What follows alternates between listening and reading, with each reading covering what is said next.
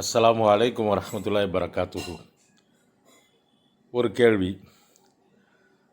தொழுது முடிக்கும் பொழுது சலாம் சொல்லும் நிலையில் சிலர் வலது பக்கமாக சலாம் சொல்லிவிட்டு மீண்டும் இடது பக்கமாக சலாம் சொல்வதற்கு முன்னால் அல்லது நடுவில், இரண்டு சலாமுக்கு நடுவில் தலையை கீழ் நோக்கி சற்று குனிந்து விட்டு மீண்டும் எழுந்து இரண்டாவது பக்கமாக இடது பக்கமாக சலாம் சொல்கிறார்கள்.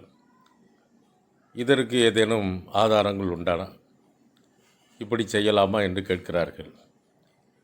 இது சம்பந்தமாக நாம் தேடிய வரையில் எந்த ஒரு குறிப்பும் கிடைக்கவில்லை. அவ்வாறு செய்வது ஒரு தேவையற்ற ஒரு செயல்.